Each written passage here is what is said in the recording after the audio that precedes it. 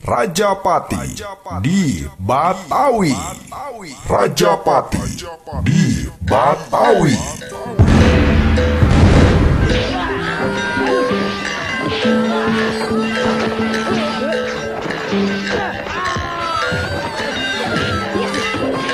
Bismillahirrohmanirrohim. Sampurasun wargi-wargi sadaya. Waluya Dongeng Sunda. Gilang Kasna di channel Dongeng Sunda Kang Gilang. Sejamedar hiji carita karya Aan Merdeka Permana dina judul Rajapati di Batawi.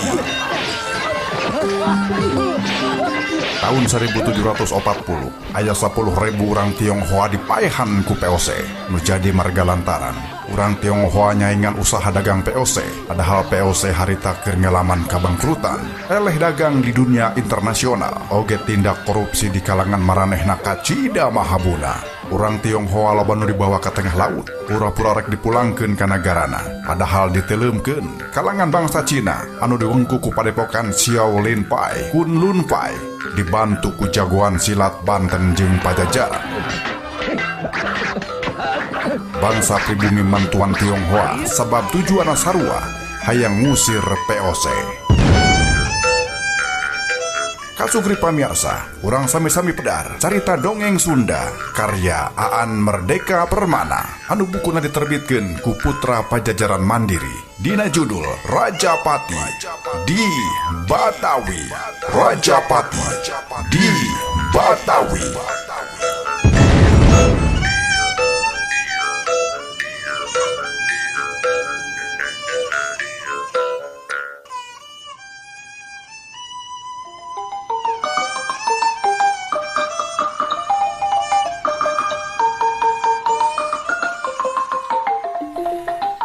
Kasugri pamirsa mitra kaum dangu anu mulia, para mitra satia Dongeng Sunda Kang Gilang anu kapidangkeun di channel YouTube Gilang Kasna di channel.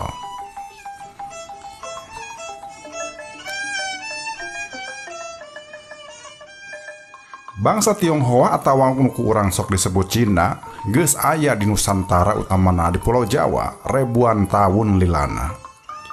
Ieu dumasarkan catatan sajarah anu nyebutkeun yen Fahin kungsi datang ke Pulau Jawa. Yen Fahin kungsi datang ke Pulau Jawa dina abad ke-5 atuh dina abad ke-7 aya icing maranehna geus nyatet-nyatetkeun kaayaan Pulau Jawa, kaasup nyebutkeun kaayaan di Sunda.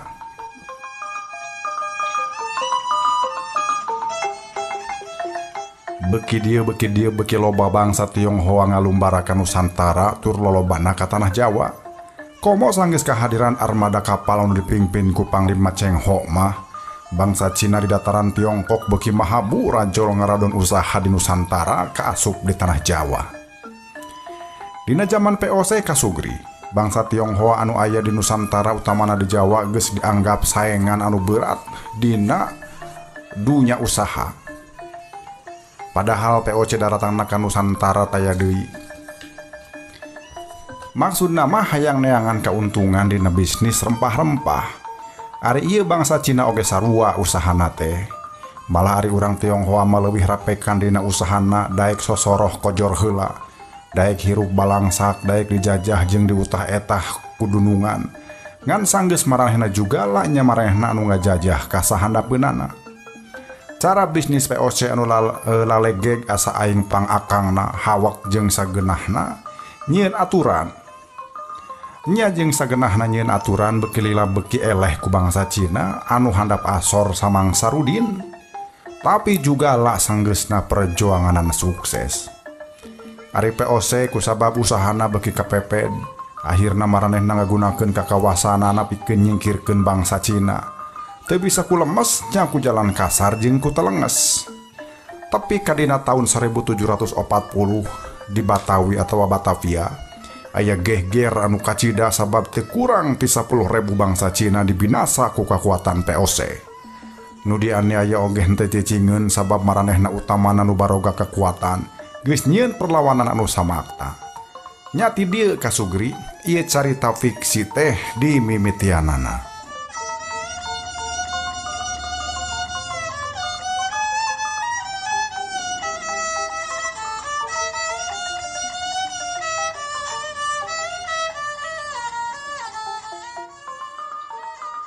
Kasugri pamirsa mitra kaum dangu anu mulia mitra satia dongeng Sunda Kang Gilang nuka pedangkeun di channel YouTube Gilang Kasna di channel.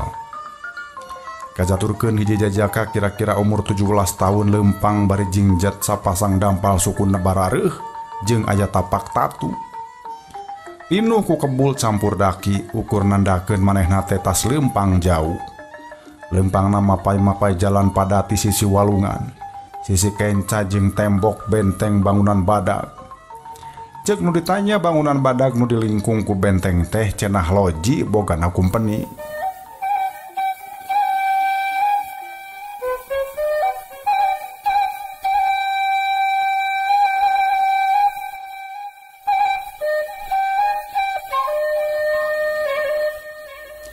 Naon loji teh?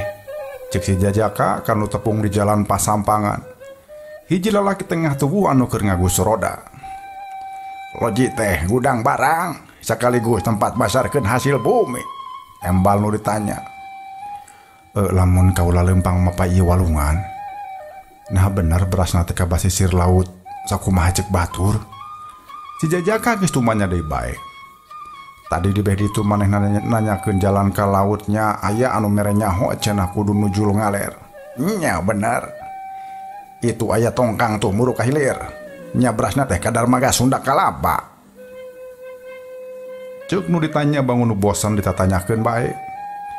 Sabab manehna bangun anu geus hayang ngagus roda. Geus, nya. Ieu barang bisa telat diangkut kana kapal. Omong si jalma. Kituna teh bari rageyang ngagus roda nu dieusi ku tumpukan babawaan. Meureun amang eudeuk kadar maganya. Si jajaka masih keneh tumanya. Benar. Nya sakalian bae atuh milu bisi kaula kalangsu cek si jajaka. Nu diajak ngomong teu nembalan kajaba ngagus roda maneh ti beberege. Mireungeuh kitu atuh si jajaka ge milu nyurung ti tukang, sakitu sukuna keur rincuk oge. Si jalma anu keur ngagusur di hareup ngareret ka tukang bari ngabelengeh seuri meureun bungaheun sabab ayeuna ngagus rodana teh rada hampang. Ulah minta upahnya, da kami ge teu boga jang upahna. Ieu ge buburu ngakut barang teh ka singkoh. Singkoh cuy. Upahna murah pisan. Ceuk si jalma nyarita bari ngagus roda.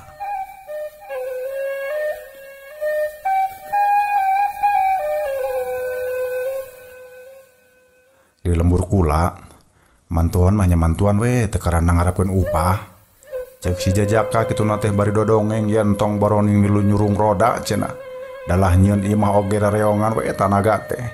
Kabeh teu ngarepkeun pamulang tarima komo nu kasebutna upah. Eta mah jalma baheula atuh. Cek si jalma, ih, sidik zaman ayeuna mang. Nah di mana kitu lembur matuh Banjar Karang pamidangan teh? Jauh di dieu mah. Di mana? Tuh. Di Karatuan Sumedang Larang. Si jajaka nuduhkeun ku gado bari tangga pikeun nyirikeun yen anu dituduhkeun teh jauh pisan.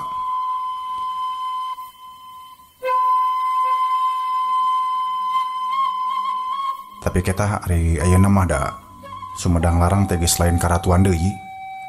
Da geus eueuh ratu jeung eueuh raja teteh. Jadi saha atuh nu boga? Nya ayeuna mah dicakel ku dalem. Tapi da dalam ge teh sagawayah deui. Da anu ngabeunumna ge anu ngabeunumna ge pan kudu kumpeni ceuk si jajaka. Roda angger ngageleyeung si jalma anu narik ti hareup angger ngabengkot pundukna mah ngungkung-ngungkung bae. Ayeuna anu jadi dalem di Sumedang Larang teh Kanjeng Dalem Rangga Gempol opat teh. Cek si jajaka ngabamblam sorangan sebab si jalma anu boga roda mah bangunna teh geus teu ngabandungan deui. Meureun umatak eureun ngabandungan teh sebab dihareup ka tembong ngajega opsi kumpeni 2. Nu hiji nyakal bedil dorlok, anu hiji deui nulak cangkeng, duanana kumisna juga pacokrom-cokrom. Malah anu saurang mah bibir nu luhurna teh kabireungeuh da kumisna. Maksud teh nu saurang mah bibir nu luhur teh teu kabireungeuh da kumisna ngaroyom ka dinya.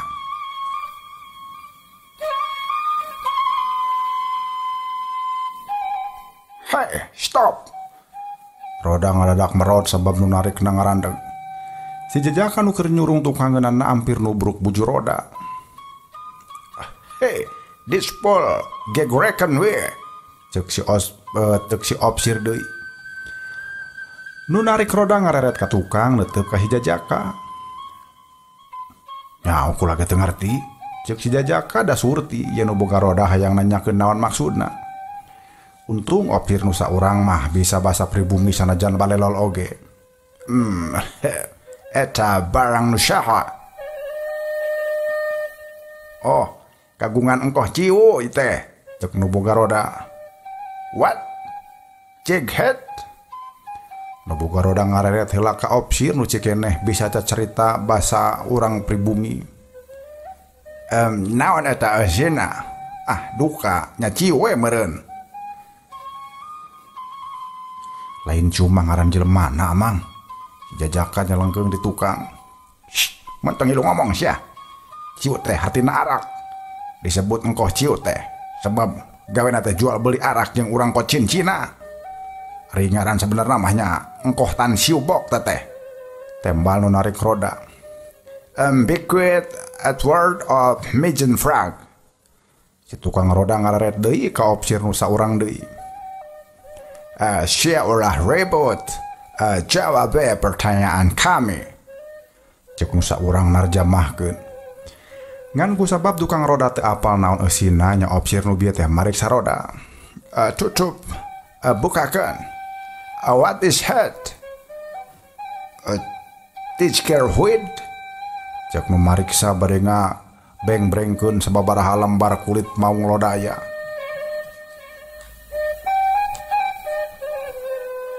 "Hah? Baru kulit maung?"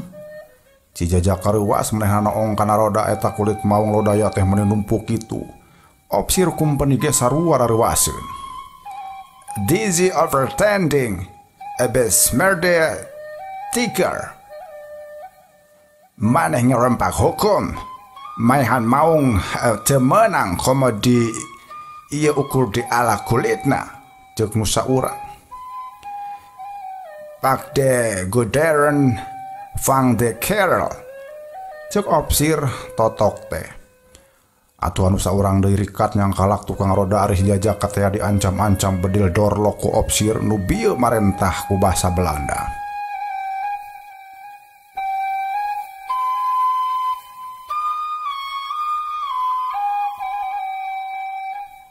"Ampun tuan, ampun kami mah ukur buburuh ngakut," cek tukang roda ramoh poe jeung melas-melis. Si Jajaka mah nangtung ajeg sapasang leungeunna jiga sayaga eudeuk kuda-kuda. "Sia cicing mun gerak saeutik ieu bapa sia modar," cek nu keur nyangkalak tukang roda. "Lain bapa aing tah mah," tembal si Jajaka keuheul da teu pupuguh milu ketewa. Ngan manehna teu hayang baruntak da sieun nya tukang roda dipaehan atuh duanana teh digiring ka markas kumpeni di jero loji.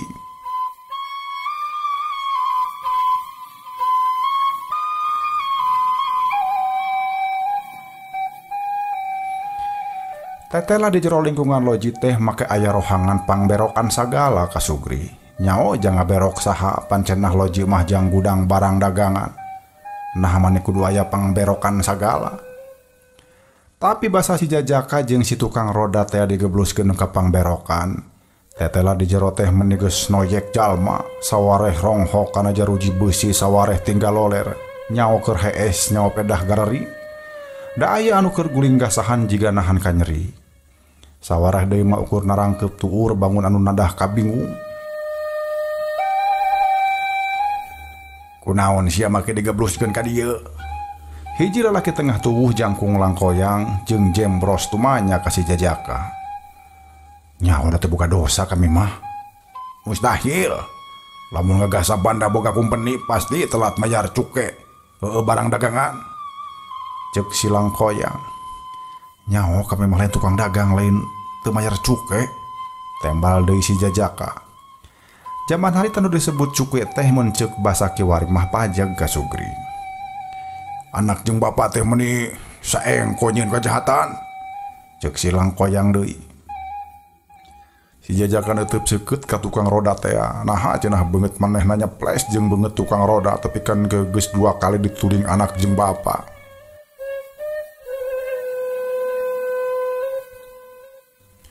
Kami mah dicangkalak teh kusabab mawa satumpukan kulit mau, tembal tukang roda.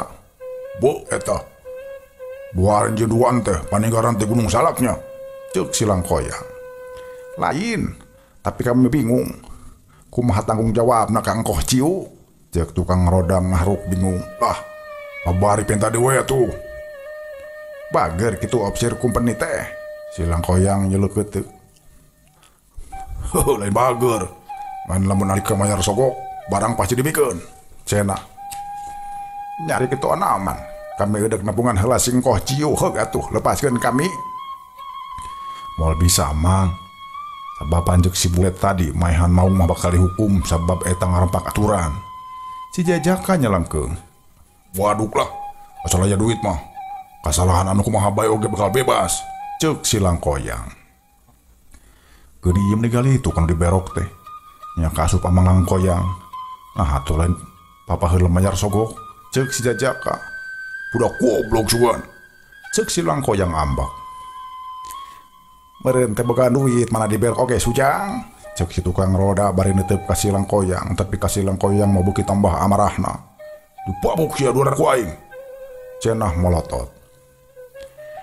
Di omongan kitu tukang roda ngeluk tungkul, dirbut menang mabuk. Atuh si Jajaka oge nurutan kitu peta. Tawanan sakitu lobanna tapi kumpen jiga anu nganggap enteng. Buktina asa teu kabireungeuh aya nu tugur, beuki peuting kaayaan beuki tambah jempling ari lain sora anu perek meniting gelegat nih tinggal agar mah.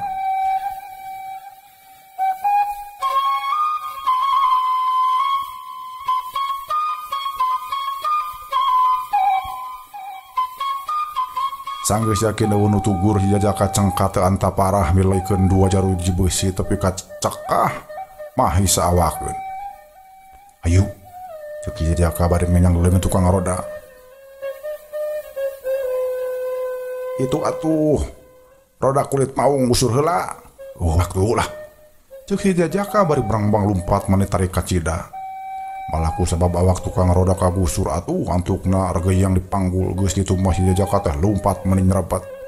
Sakapeung luncatna teh luluncatan. Malah hiji waktu mah luncat ka luhur celak sapasang sukuna necek kana luhur benteng. Geus kitu ku aja lang luncat ka luareun benteng. Udah ka mana ye? Eta amang dek ka mana?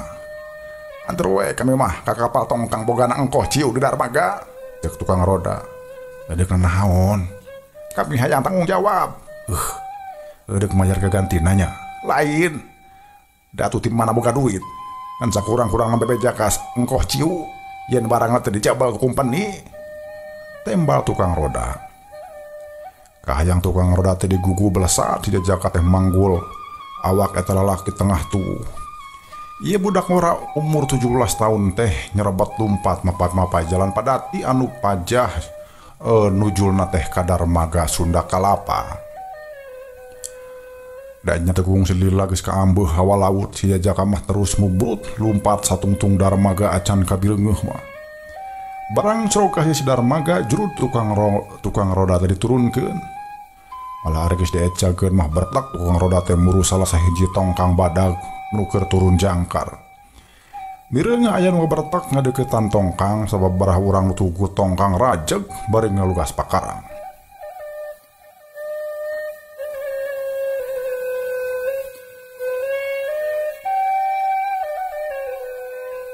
Itu si Darda oi, cek salah saurang tugur. Seruntul aya babah di jero tongkang kadarat bari hohoak ku basa Cina. Haya, jo, dong tiniku gitu bareng kasugi pamirsanya. Aduh, dengar ti ongko bahasa Cina teh geus pokona kitu we. Pokona mah Cina we lah. Hapunten di hapunten. Nu dicarekan mah pungak pinguk teu ngartieun. Tukang roda nu kakarakanya hoan ngaranna Ki Darda teh ngalieu ka si Jajaka. Nyaho teu ngartikeun ge, tembal si Jajaka.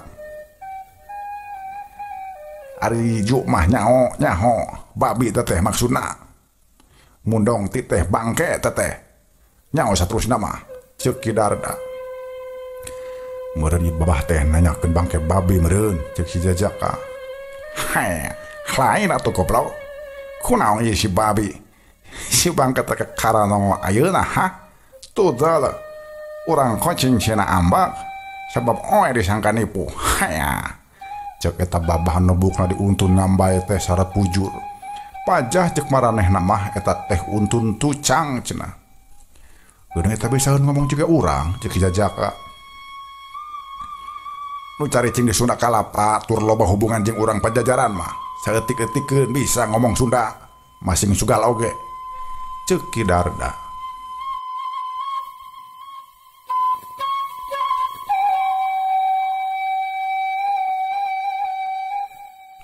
Si Jajaka melengek nahan seuri, Pajajaran mah geus lila eueuh.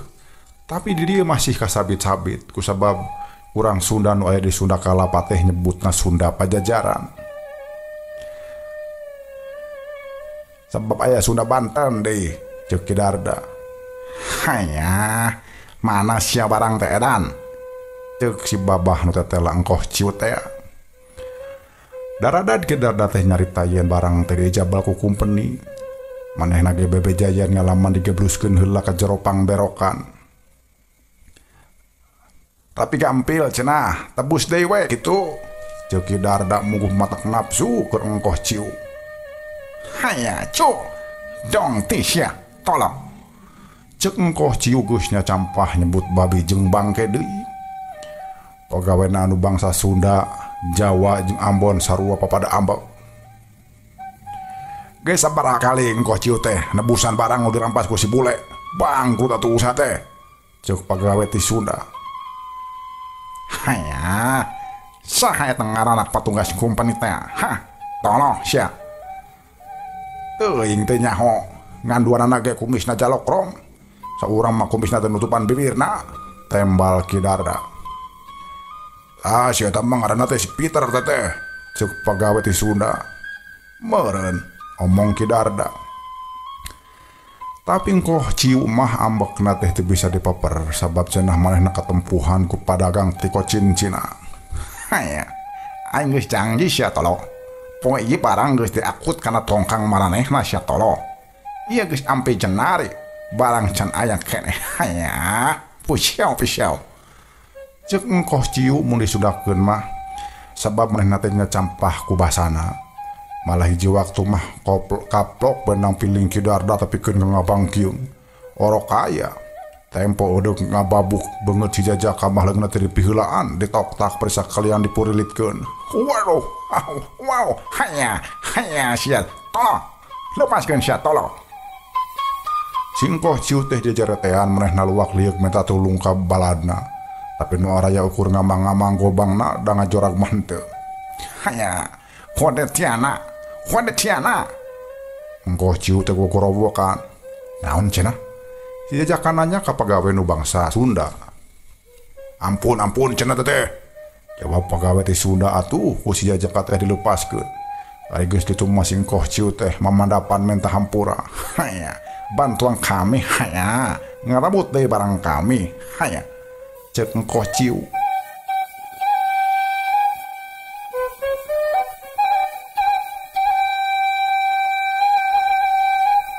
Naon aing mah mumul ka baur kana ieu urusan da, ceuk si Jajaka. Hanya, engke kowe dibayar mahal lah. Ceuk engkoh ciu. Same meh si Jajaka nembalan ku Ki Darda diherewosan. Daek we, da andika butuh duit. Cenah. Naon duit teh? Si Jajaka malik ngaharewos. Panggaleuh atuh, ceuk urang tatawetan mah. Omong Ki Darda. Oh, nu kitu. Ah, teu butuh lah. Ari sia jelu. Engke hayang nyatu kudu make panggaleuh. Engke hayang pakaian kudu make panggaleuh deui teh. Ceuk Ki Darda.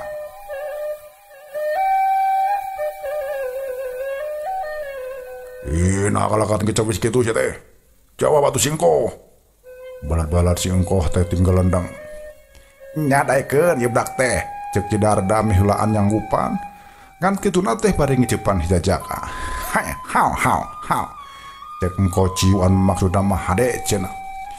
Kidarda nyebutkeun yen ieu budak teh nyanggupan ngan sukuna kudu diubaran heula sabab barareuh alatan lempang jauh.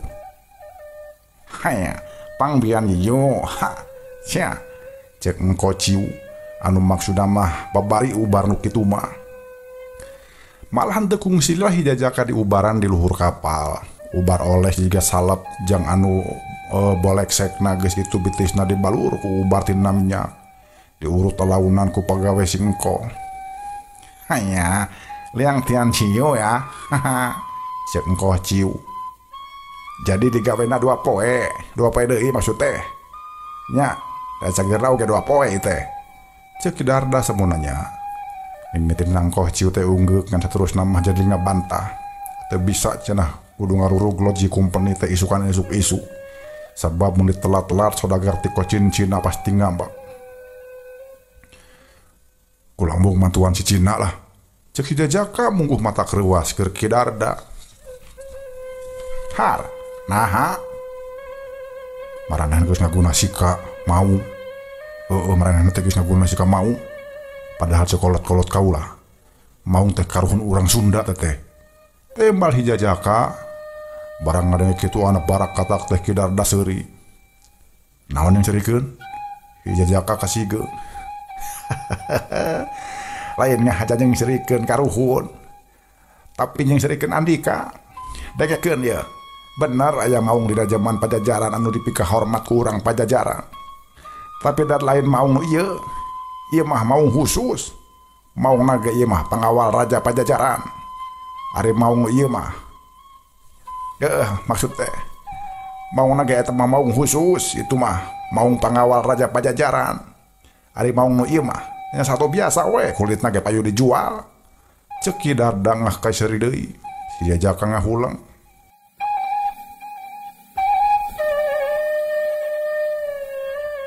Kumaha sanggup gelut jeung kumpani isukan esuk-esuk? Ceuk Ki Darda deui.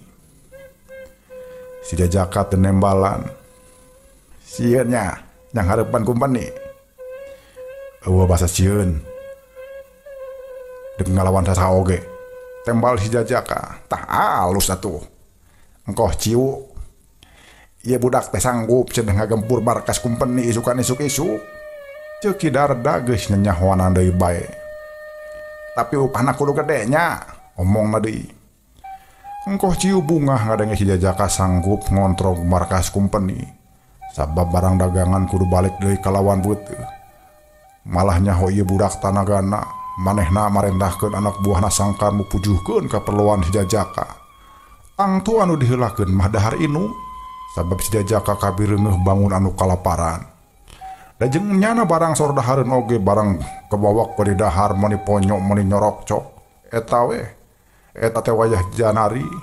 Boa geus deukeut ka subuh ka Sugri.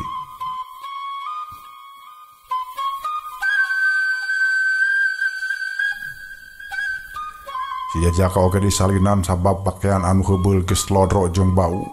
Ngandung meh pakaianna jenis baju kurung anu ilahar dipake ku bangsa Tionghoa. Anu ngabedakeun yen manehna lain Cina buukna anu panjang teu ditucang tapi dibeungkeut ku iket. Tucang teh istilah urang Cina ka Sugri pikeun buuk lalaki anu diuntun. Ieu mah tradisi bangsa Cina sanggeus maranehna jadi patalukan urang Manchu atawa Manchuria atawa Mongol. Sanggeus bangsa Manchu ngumawasa daratan Cina. Ngelehkeun bangsa Han anu geus kumawasa ratusan tahun. Aya palaturan anyar soal buuk bangsa Han teu meunang ngagelungkeun buukna tapi kudu diuntun tunggal ka tukang. Pajah ieu teh tanda talukna bangsa Han ka bangsa Manchu. Beh dia ieu palaturan teh geus jadi tradisi geus teu kabireungeuh salaku hiji palaturan anu maksa. Sabab bangsa Cina lamun buukna panjang pasti diuntun atawa ditucang tea. Si Jajaka memang diolok ku Ki Darda pikeun mantuan engkoh ciu pikeun ngagelutan kumpeni. Da ceuk Ki Darda lain urusan merepang bakti da ieu mah malulu soal jual jasa. Pajah dina zaman harita mah geus prah. Jalma bedas anu leubet ku pangabisana dipake lahan usaha, dipake lahan kahirupan. Aya urang pribumi anu jogo gelutnya meureun beh dia mah disebut jawara. Nurutan babasaan urang Banten. Maranehna buburuh upah ka hiji kelompok kekuatan. Biasana buburuhna teh ka kalangan saudagar, boh saudagar bangsa urang, boh saudagar bangsa Cina. Aya oge jawara anu buburuhna teh ka kumpeni salaku patugas keamanan. Sarua nas-nas nama buburuh ka kalangan saudagar oge tugasna ngajaga keamanan. Nyaeta keamanan sangkan urusan usaha ulah kaganggu ku jalma jahat. Meureun ti zaman ka zaman oge geus kitu. Nyaeta kalangan anu katotol baroga harta loba sok ngukut keamanan jang nang tayungan hartana, jang ngajaga kelancaran usahana. Kasugri pemirsa, mitra kaum dangu anu mulia, urang cekapkeun dugi ka dieu heula. Pedaran acara dongeng Sunda Kang Gilang dina judul Rajapati di Batawi karya Aan Merdeka Permana. Urang tepang dangu de enjing dina waktos sareng channel YouTube anu sami. Tong hilap subscribe jempolna, bagikeun sareng diantos silaturahmina di kolom komentar. Wilujeng kantun, waluya dongeng Sunda.